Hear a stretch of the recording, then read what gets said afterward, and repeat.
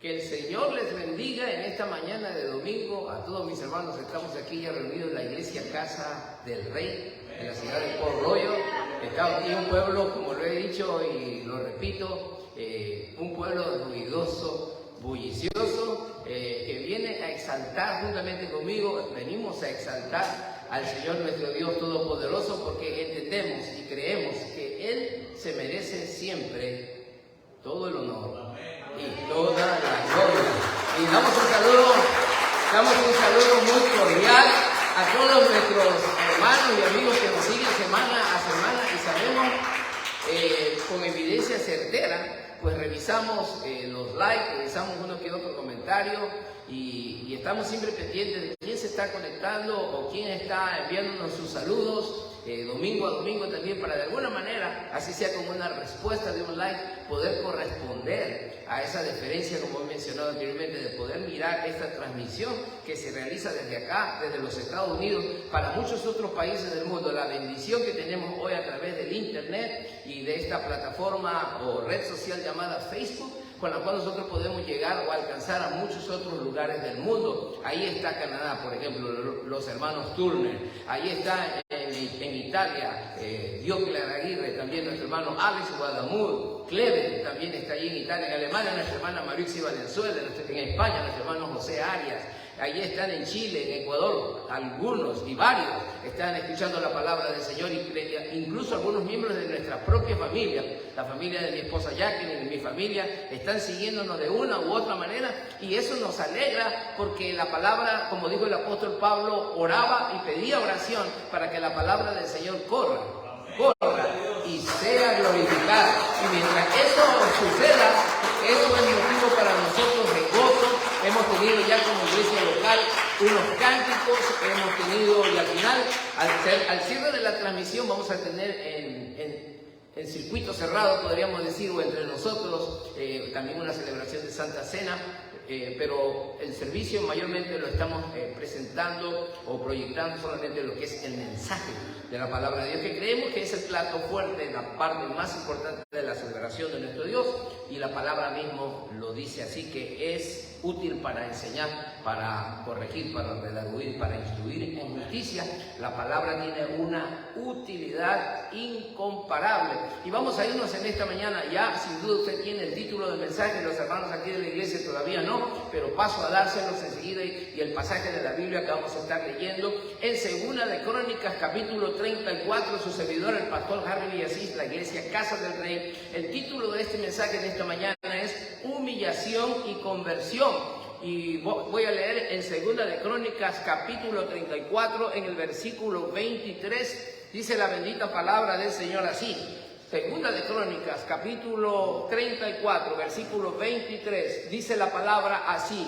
Y ella respondió: Jehová Dios de Israel ha dicho así: decid al varón que os ha enviado a mí, que así ha dicho Jehová: he aquí yo traigo mal sobre este lugar y sobre los moradores de él todas las maldiciones que están escritas en el libro que leyeron delante del rey de Judá, por cuanto me han dejado y han ofrecido sacrificios a dioses ajenos, provocándome a ira con todas las obras de sus manos.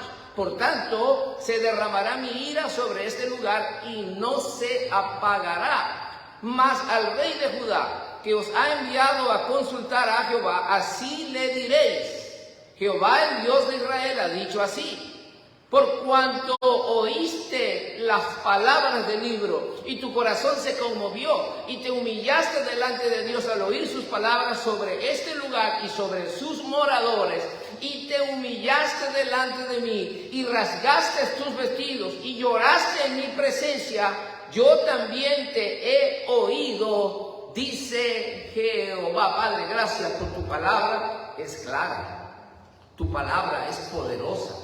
Como dice en Primera Tesalonicenses, capítulo 2, versículo 13, que es en verdad la palabra de Dios, que actúa poderosamente en los creyentes. Gracias porque tú eres fiel, Señor, porque nos concedes este privilegio en esta mañana y nos ponemos en tus manos. Esta congregación está en tus manos, nuestros hermanos oyentes, amigos, estamos todos en tus manos. haz lo que tengas que hacer, Señor, que esta palabra pueda edificar, pueda corregir, pueda hacer lo que tenga que hacer, Señor, en nuestras vidas. Para tu gloria, Señor, en el nombre de Jesús. Amén. Le damos un aplauso fuerte al Rey de Gloria. Aquí hay una iglesia que alaba y sirve a su Señor. Humillación y conversión. Estoy hablando sobre el tema, o estaré hablando sobre el tema, una actitud adecuada ante la palabra genera cambios profundos en todo tipo de estructura social, nación o individuos. Una actitud adecuada ante la palabra de Dios genera cambios profundos en todo tipo de estructura, incluyendo obviamente la propia iglesia del Señor, como sucedió en el antiguo Israel, que es el pasaje que hemos leído, y voy a estar de alguna manera entrando en más detalles.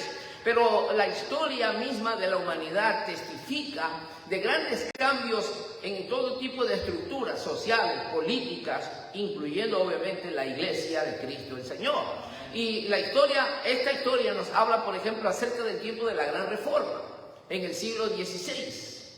Cuando la humanidad toda estaba sumida en lo que se conoce como la era de la oscuridad. Había mucho desarrollo en el mundo, en las artes, en las humanidades. Estamos hablando del siglo XVI, toda esa era conocida como, repito, la era de la oscuridad. Mucho pensamiento, mucha filosofía, pero había una decadencia moral tremenda en aquellos tiempos. Había una degeneración tremenda en aquellos tiempos. ¿Por qué? Porque la gente se había alejado de la palabra de Dios. La gente no estaba en contacto con las Sagradas Escrituras. Habían escondido de alguna manera la palabra de Dios. ¿Qué sucedió en el mundo en el siglo XVI? Oscuridad. Desde el siglo XV, siglo XVI, oscuridad. Hasta cuando surge el movimiento que se conoce como la Gran Reforma o la Reforma de Lutero, la Reforma Protestante. A mediados del siglo XVI, Martín Lutero, que es muy conocido por todos nosotros, lo hemos escuchado, se levanta en contra del sistema religioso de aquel entonces y trae la palabra de Dios a la luz. Saca a la luz las Sagradas Escrituras en ese versículo muy conocido que se entiende que Lutero leyó y que transformó toda su cosmovisión. Mas el justo por la fe vivirá. Y él entendió que la salvación no viene por las obras como lo había predicado o proclamado la iglesia tradicional, sino que simplemente por la fe en el Salvador Jesucristo es como el hombre o la mujer puede llegar a ser salvo. Le damos un fuerte aplauso al Señor. ¡Aleluya! Esa misma palabra transformó. Esa palabra, la palabra de Dios, fue la que transformó la vida de este monje llamado Martín Lutero, un ex monje de la Iglesia Católica que se convirtió al cristianismo bíblico, al cristianismo de la palabra, y desde entonces se propuso a buena hora o en buena hora que esta palabra, la palabra de Dios, corra en toda Europa, y trajo poderosos avivamientos en muchos rincones del viejo continente, hasta cuando llegó en el siglo XVII, siglo XVIII, llegó a las costas acá, en lo que es los Estados Unidos de Norteamérica, y desde los Estados Unidos de Norteamérica corrió por Centro, por Suramérica, por el Caribe, y esta palabra de Dios ha corrido y sigue siendo predicada como Jesús lo dijo, hasta lo último de la tierra sigue siendo predicado este evangelio, y donde quiera que la palabra de Dios penetra, trae cambios sustanciales en las estructuras, aún dentro de la iglesia y también dentro de las naciones enteras. Le damos otro aplauso al Rey de Gloria. ¡Aleluya! Quiero hablarles justamente acerca de una especie como de reforma. ¿Y por qué no decirlo reforma? En aquel entonces, quiero referirme y me voy a trasladar históricamente al tiempo de los reyes de Judá. Y estos están registrados justamente en los libros que se conocen como Primera, Segunda de Samuel. Son libros históricos. Primera, Segunda de Reyes, Primera y Segunda de Crónicas. Pero yo me voy a detener, si se puede, en el capítulo 34 del segundo libro de Crónicas, donde nos habla acerca de la vida de un rey llamado Josías. Un rey llamado Josías, que comenzó a reinar en Judá cuando solamente tenía, o apenas tenía, 8 años de edad. Lo dice el capítulo 34, dice versículo 1, de 8 años era Josías cuando comenzó a reinar, y 31 años reinó en Jerusalén. Comenzó siendo un rey niño, lo cual nos dice que cuando se quiere buscar o servir a Dios no hay impedimento de edad. Porque dice además, este hizo lo recto ante los ojos de Jehová y anduvo en los caminos de David, su padre, su antepasado, sin apartarse a la derecha ni a la izquierda. Es importante conocer esto porque cuando revisamos un poquito el árbol genealógico de Josías, este rey joven, este rey niño, nos vamos a dar cuenta que su padre y su abuelo no caminaron en la fe del Señor. Aquí hay otro elemento importante que me salta, como quien dice, como para que reflexionemos ya a manera de aplicación. No es una excusa decir, tuve un abuelo que era un degenerado, por ende no hay manera en que yo pueda ser un santo. Quiero decirte que no es una base para decir o una excusa para exponer que porque alguien en la familia no ha caminado con Dios, no quiere decir que tú y yo no podamos hacerlo. No hay una excusa ni de edad, ni tampoco de generación. No hay una excusa por ser parte de un mismo linaje o de una misma familia o de un mismo tronco familiar. No, porque la salvación siempre va a correr individualmente y la responsabilidad siempre va a ser de cada uno de nosotros. Lo que sucedía en Israel y en Judá de manera particular, ya que me voy a referir y me estoy refiriendo a Josías, rey de Judá a los 8 años de edad, había una triste condición. La nación entera estaba sumida en el pecado, justamente por lo que sus antepasados, los antepasados de Josías habían hecho, entre ellos Amón y Manasés. Los antepasados de Josías, sus padres, su abuelo, habían permitido que la idolatría penetrase en el territorio y la nación toda, el pueblo, por decirlo de manera mayoritaria, se contaminó y se volcó a las prácticas idolátricas que Dios obviamente detesta. Y se describen, no voy a entrar en detalle en la lectura, pero se describen cosas abominables, con muchos detalles. Este libro y Reyes explican exactamente cuáles fueron los tipos de males en que incurrieron la nación, casi en su totalidad. Y son cosas realmente alarmantes, abominables, en las que este pueblo cayó. Pero en medio de todo eso, siempre el Señor, siempre maneja ese plan perfecto de levantar a quien tenga que levantar para traer cambios. En medio de donde está el mal y la corrupción, Dios trae bendición. ¿Cuántos dicen gloria al Señor? La triste condición de una nación sumida en el pecado de la idolatría. De paso, eran sus propios dirigentes y líderes, tanto en el aspecto político como en el aspecto religioso, los que le habían dado la espalda a Dios. Tremenda cosa es dar o apartarse de Dios vivo. Cuando el hombre o la mujer se desentiende de Dios, le da la espalda de Dios, cualquier cosa fea se podría esperar. Lastimosamente, eso es lo que le sucedió a la nación, tanto a Israel como a Judá. En muchos periodos de su vida como nación, se desentendieron de Dios, le dieron la espalda a Dios y por ello les vino el mal. Cayeron sin orientación y sin dirección y sin conocimiento de Dios. El pueblo tiende a perecer. El pueblo tiende a ir por caminos tenebrosos, peligrosos. Pero Dios siempre tiene una respuesta oportuna. El pueblo había incurrido en prácticas abominables que Dios detesta. Y por ende, la ira divina estaba sobre la nación. La historia de esta nación, de Israel y Judá, y estos mismos libros y los profetas nos cuentan justamente acerca de las consecuencias de este tipo de vida que Israel y Judá decidieron llevar en varios periodos de su vida nacional.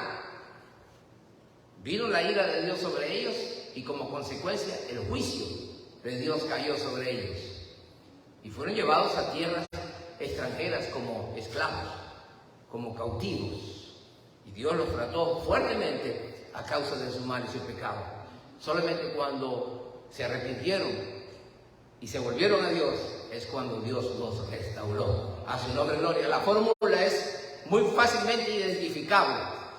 Sí, pecado, perdición, ira, juicio, y en medio de eso el arrepentimiento, y si hay arrepentimiento, hay restauración. La fórmula parece sencilla, pero hay que obedecer a Dios, hay que aceptar la palabra de Dios, hay que aceptar el consejo de Dios oportunamente. El liderazgo piadoso, emerge en medio del caos. Ahí lo vemos ahí a Josías, entonces, como hemos dicho, a los 8 años, apareciendo en escena.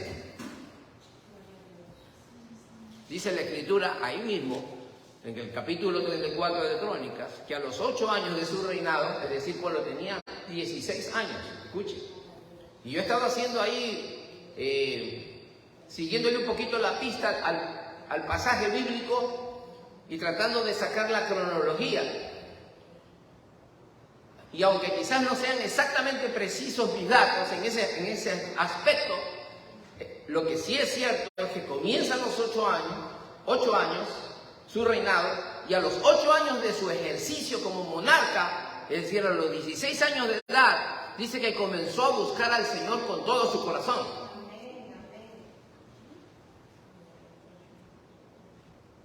La Biblia no nos da más detalles, pero yo creo que este era un hombre, un niño, un joven, que luego llegó a ser un hombre, que estaba horrorizado de todos los males y de todas las prácticas de la gente de su propia nación. Y yo entiendo que él comenzó a buscar a Dios para que Dios intervenga, para que Dios haga algo con la nación. Obviamente en sus meditaciones, en sus oraciones, en sus ruegos, sin duda pediría misericordia por la nación y por sus líderes. Y Dios comenzó a usar a este mismo niño, a este mismo joven que había comenzado a buscar el rostro del Señor. Ese liderazgo piadoso emerge en medio del caos para tomar las riendas de la nación. Es decir, que se muestra como un líder que está dispuesto a producir, a generar cambios. Y como dijimos al comienzo, la edad no es un impedimento para buscar a Dios. Se podría ser muy joven o se podría ser ya algo viejo, porque hay algunos que dicen y ponen como excusa y a manera de aplicación, es que todavía está muy joven para eso. Y dice, bueno, sí, déjalo que juegue, deja que disfrute la vida, déjalo que piense más en esto o en aquello, ya le llegará el día, dice. Pues aquí tenemos un ejemplo, un caso muy claro de que se puede buscar y servir a Dios mientras más pronto mejor en la vida. Pero hay quienes dicen por el otro lado que cuando ya comienzan a pintar canas y comienzan a sentir dolores de reuma y otros achaques, dicen ya, él se retiró del trabajo, pero también ya se retiró de la iglesia. Ya no quiere hacer nada en la iglesia, porque ya está retirado. Se retiró del trabajo y por ende se retiró de la obra de Dios. Quiero decirte que eso no es así. No es una excusa estar algo avanzado de edad para dejar el servicio a Dios.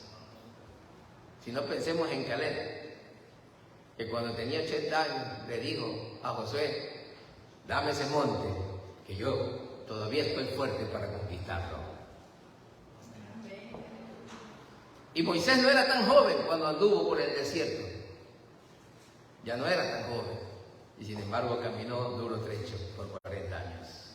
Y muchos otros hombres y mujeres de Dios han terminado la carrera a edad avanzada.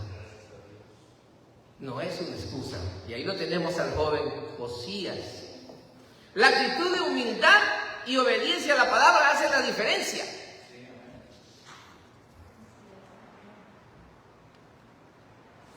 Y sí, la parte clave de mi mensaje de hoy. Porque cuando usted lea nuevamente el pasaje, y los que en algún momento lo han leído, y si usted no lo ha leído, se lo recomiendo que usted pueda leerlo todo el pasaje completo. Josías lidera un cambio, una reforma que comienza por la reconstrucción del templo físicamente.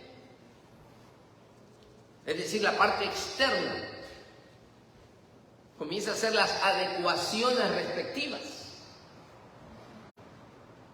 Y comienza y ordena una purificación de lo que se conocía como el templo, lo que era el templo, porque había sido profanado por sus antepasados. Incluso se había sacrificado indebidamente, se había metido o introducido imágenes dentro del templo de Israel, de Jerusalén. Entonces Josías entiende que había que hacer una purificación del templo y de sus utensilios. Y justamente dando instrucciones para que se hagan las reparaciones, es como cuando uno de sus edecanes, un escriba llamado Safán, va o acude donde Hilcías, el sumo sacerdote, y este Hilcías halla el libro de la ley de Moisés que estaba escondido en algún lugar del templo. Es decir, que la ley, la palabra de Dios, la habían abandonado. Terrible mal es abandonar la palabra de Dios. Voy a repetir esa idea para que esté completa. Es un terrible mal abandonar la palabra de Dios. Hilcías, el sumo sacerdote, halla el libro, se lo entrega a Safán, el escriba, a quien Josías había enviado. Si Safán, el escriba, Safán viene y se lo dice a Josías. Hilcías halló el libro y dice que Safán leyó el libro de la ley de Moisés. No sabemos cuánto leyó del libro de la ley. Cuando decimos el libro de la ley, nos estamos refiriendo al Pentateuco y probablemente a la porción que habla en Éxodo. En el libro de Éxodo, probablemente alguna porción acerca de los males que podrían sobrevenirle a la nación si se dejaba arrastrar por los pecados y por la idolatría. Y cuando Josías escuchó acerca del terrible peligro en el que se encontraba la nación, escuche bien, porque es la palabra la que nos advierte, es la palabra la que nos pone al corriente, es la palabra la que nos ilumina el entendimiento, es la palabra la que nos revela la voluntad del Señor. Y cuando Josías escuchó esto, dice que reaccionó ante la palabra de Dios. Y reaccionó positivamente. Dice la Escritura que se dolió en su corazón. Se humilló ante la palabra. Sintió pesar por la nación, por el pecado. Se convirtió, pasó por un proceso de conversión en ese momento.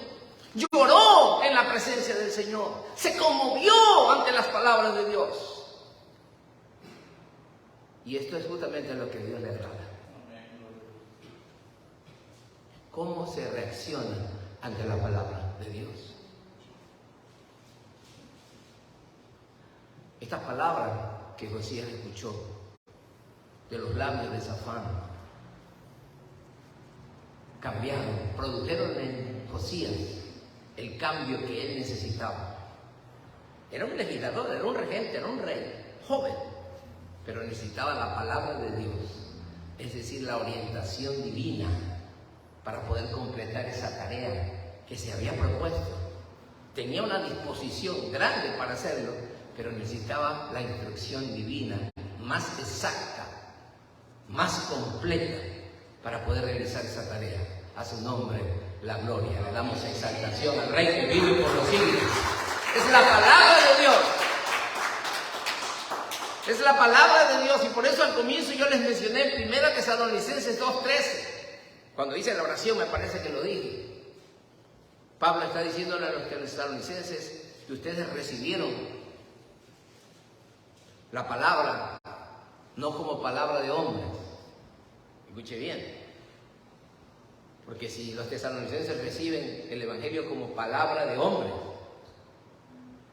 no sucede nada. Porque la palabra de Dios no es palabra de hombres. Es según es en verdad, dice el mismo versículo, la palabra de Dios.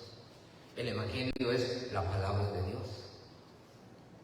que actúa en los creyentes, porque la palabra tiene poder. Toda la humanidad con su filosofía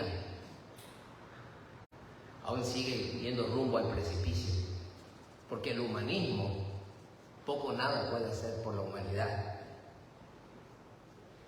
El humanismo y la filosofía poco o nada puede hacer por la humanidad decadente. Dios no solo está interesado en que las mentes sean nutridas, sí, es importante que las mentes sean educadas, sí es importante, pero Dios está más interesado que los corazones estén convertidos, que estén convertidos a Él. Y es justamente lo que sucedió a través de la palabra en la vida de Josías. Hubo una conversión tremenda. Una conversión en tal medida que va a generar cambios internos y externos. ¿A qué me refiero con eso? Les dije, vino la reparación del templo, vino la purificación, la reparación en el aspecto físico. Luego vino la purificación, todo esto hizo Josías en su liderazgo, purificación de los utensilios, porque insisto, habían sido contaminados, pero no se quedó allí. Luego vino un ordenamiento dentro del ministerio, dentro del sacerdocio y dentro de los levitas y todos los que ministraban en el altar y dentro del templo. Hubo que realizar una reubicación. Hubo que reubicarlos, reasignarles o recordarles la tarea. Es decir, que Josías se propuso hacer una reforma completa. Pero después que todo estuvo en su punto, en su justo lugar, la cereza del pastel es que Josías celebra la Pascua.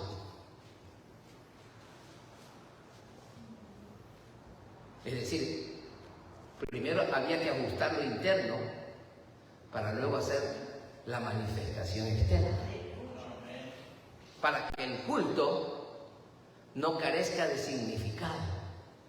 Escuche bien, porque cuando no se ajusta lo interno y solamente se hace el culto externo como una expresión o manifestación, puede resultar hueco, vacío y hasta detestable ante la presencia del Señor. Dicho de otra manera, Josías primero trabajó desde adentro para luego expresarlo de afuera. Para que la religión no sea hueca. Porque si solamente la iglesia se basa en la liturgia, en la celebración, en el culto, en la música, en las manifestaciones del Espíritu externamente, pero olvida la conversión del corazón, eso puede ser detestable delante de los ojos de Dios. Porque Dios está cansado de religiosidad y de sacrificio. Dios dice que Él espera un corazón contrito y humillado. Él no lo despreciará jamás. A su nombre gloria.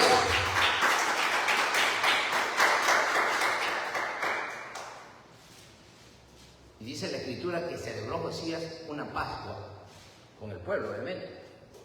Y celebró la fiesta de los panes sin levadura, una celebración de 7 días, una fiesta solemne para los judíos. Y dice la Escritura que lo hizo como no se había realizado desde el tiempo de Samuel y de los jueces. Podríamos decir que lo hizo con excelencia. Una celebración de la Pascua de acuerdo a lo que estaba estipulado en el libro de Moisés, es decir, que fue detallosamente cuidado.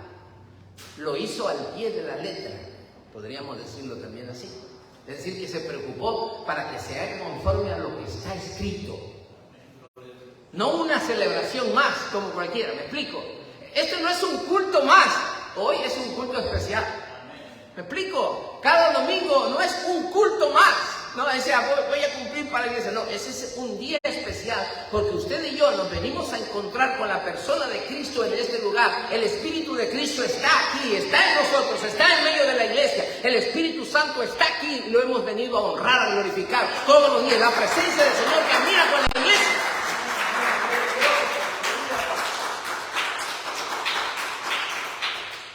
Muchos otros reyes habían fallado. De hecho, solamente podríamos contar con los dedos de nuestras manos. Con los dedos de nuestras manos podríamos contar a aquellos reyes, tanto de Israel como de Judá, por sobre todo, que fueron realmente fieles a Dios. La gran cantidad o la gran mayoría fueron reyes corruptos.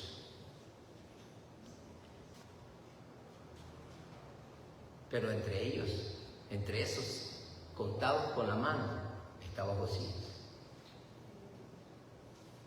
Lo cual nos indica que los líderes y los gobernantes de las naciones son seres falibles. Diga conmigo, iglesia, falibles. Primera vez que los hago repetir algo. Es decir, que están sujetos a falla, o que pueden fallar. Pero ya el Señor les había advertido. Aquí está la iglesia todavía, ¿no? Ya el Señor les había advertido a los israelitas. El Señor quiere ser el rey de su pueblo. De hecho, Él es el rey de su pueblo. Y quería ser el rey de los israelitas en todo tiempo. Es decir, que Israel se maneje por una teocracia. Pero los carnales israelitas dijeron, como las naciones de nuestro alrededor tienen reyes humanos, nosotros también queremos tener un rey humano. Y Dios les concedió, no sin antes advertirles que esos reyes humanos, sujetos a fallas, podrían llevar al pueblo a caminos perversos. Pero ellos escogieron rey, comenzando con Saúl, se recordarán, y muchos de ellos fallaron. Y no solamente fallaron, sino que llevaron a la nación a la perdición. Porque los dirigentes, los reyes, los políticos, tienen gran influencia en el pueblo, en cualquiera de los estados. Porque basta que sea un líder, va a influenciar en un conglomerado, en un grupo humano. O para bien, o para mal. Por eso lo tenemos a Josías aquí, iniciando esta reforma, y llevó a toda la nación, la metió a toda la nación en esa reforma. Líderes y liderados, líderes religiosos, sacerdotes, levitas, a todos, escribas, a todos los metió en la reforma. Y el pueblo vio un tiempo de mucha bendición y celebró la Pascua con mucha alegría, porque la presencia de Dios estaba allí, porque Dios estaba agradado de esa nación que se había vuelto a Él. Se volvió a Dios, el Dios de los cielos, Jehová de los ejércitos. Las decisiones de los reyes en ese entonces, y aún en las pocas monarquías que existen en el mundo entero hoy, son determinantes en el curso de la nación. Por eso la Escritura nos dice que nosotros tenemos que orar por los que están en eminencia. Así como Josías oró para dejarse usar y cambiar la realidad o la situación en Judá, nosotros también se nos manda a respetar Romanos capítulo 13 a las autoridades. Tenemos que tener mucho cuidado de señalar a los gobernantes. Ya sabemos de antemano que van a fallar. Ya sabemos de antemano que van a caer en corrupción. Con escasos nombres, quizás, se salven por ahí. Pero ¿qué si la iglesia puede hacer por los que están en eminencia? Simplemente orar. No podemos ir más allá, porque nosotros no lo vamos a cambiar a ellos. Solamente Dios puede cambiarlo. Y si no cambia, Dios lo va a juzgar, y no nosotros. Dios los va a juzgar a su tiempo. Porque a fin de cuentas la responsabilidad sigue siendo individual.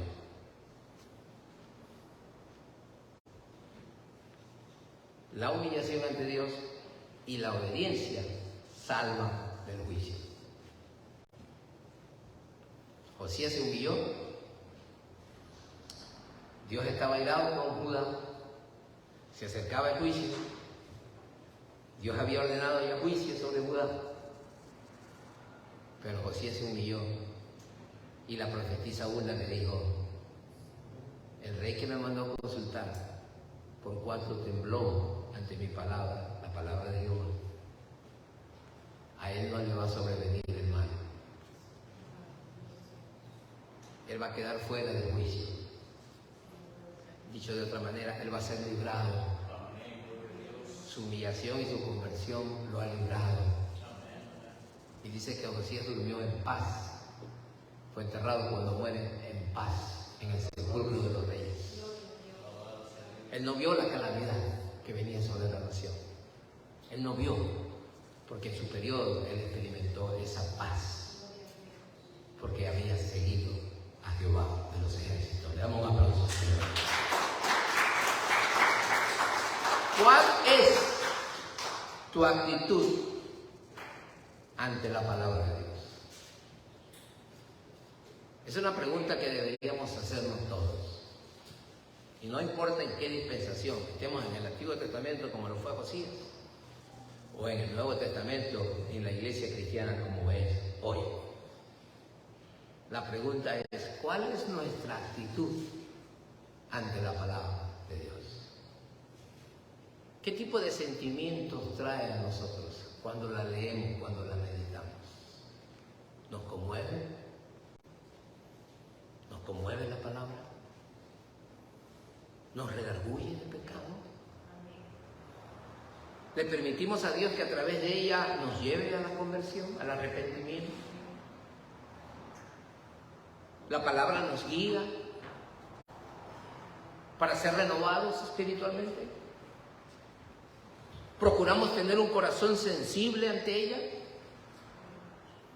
¿Partimos de la premisa que es la palabra de Dios? ¿O como creen algunos, es una linda historia? ¿O es la palabra de Dios? Y si es la palabra de Dios, lo que está escrito nos mueve a la obediencia, nos debe mover a la obediencia. La pregunta es: ¿nos impele la palabra de Dios a la obediencia? Porque si no nos mueve a la obediencia, estamos leyéndola como que fuera cualquier otro libro de historia. Es decir, ese fue Josías en su tiempo, pero yo puedo hacer como yo quiera en este tiempo. Era un rey y probablemente tenía todas las comodidades en aquel entonces, pero no estaba cómodo o no se sentía cómodo con el mal en el que estaba la nación. ¿Nos sentimos cómodos como está lo que está sucediendo en el mundo hoy? Lo único que puede cambiar las mentes y los corazones de la gente, políticos, líderes, liderados, es la palabra de Dios. Lo sucedió en la época de oscuridad con la Reforma Protestante. Sucedió en Inglaterra en el siglo XVIII. Inglaterra estaba sumida en la pobreza y en los vicios. Inglaterra, hasta que surge el predicador John Wesley y comienza a predicar. Hoy tenemos aquí en los Estados Unidos lo que se conocen como las iglesias wesleyanas. La iglesia wesleyana está aquí, en Estados Unidos. ¿De dónde viene ese movimiento? John Wesley vino también a predicar aquí. Y en el siglo XVIII se generó también aquí un despertar, como fue en Inglaterra. ¿Qué lo ocasionó ese despertar? ¿Qué trajo ese avivamiento al viejo continente y al nuevo continente? La respuesta es obvia. La palabra de Dios hizo posible el avivamiento. La palabra de Dios trajo el despertar espiritual. La palabra de Dios trajo cambios profundos en esta nación y en muchas otras naciones del mundo, donde se ha dado cabida a la palabra de Dios. La palabra de Dios trabaja en individuos como usted y como yo. La palabra de Dios trabaja en congregaciones como esta. La palabra de Dios trabaja en estratos superiores como gobiernos políticos. La palabra de Dios puede entrar en cualquier esfera. Siempre va a producir salvación. Siempre va a producir santidad. La palabra de Dios tiene poder. Dice la Escritura que actúa poderosamente en nosotros, los creyentes. Es la palabra de Dios. Si anhelamos un avivamiento, el avivamiento debe comenzar necesariamente con la palabra de Dios. debemos volvernos con todo nuestro corazón a la palabra de Dios. Debemos aprender, como dijo el salmista, cuánto amo tu ley. Debemos aprender a amar esta palabra, que no podemos vivir ni caminar sobre esta tierra si no hemos recibido la revelación del Señor. Que se ven acá conmigo, por favor. Este es el quinto nieto nuestro. Yo se lo voy a presentar aquí, aunque quizás no va a salir en pantalla. A ver si te pones aquí adelante para que te vean en la pantalla aquí. La cámara. Ahí está ese. ¿Qué vas a leer ese? Léele. Ese es nuestro quinto nieto. No le voy a decir de quién es hijo. Sobre todo para los que están allá, se queden con la interrogante. Y justamente, aunque no estaba programado traerlos hoy al servicio, ellos pidieron venir, lo cual nos sorprendió un poco en el sentido porque estábamos fuera de la ciudad. Pero justamente Jesús tiene 8 años de edad y su nombre comienza con J, al igual que el rey. Así que vamos por Jesús, léenos esa palabra hoy. Por eso también nosotros siempre damos gracias a Dios de que cuando ustedes recibieron la palabra de Dios, que nosotros la predicamos, no la recibimos como mira palabra humana, sino como lo que es como la palabra de Dios, la cual actúa en ustedes los creyentes. Los creyentes. Amén. Gracias.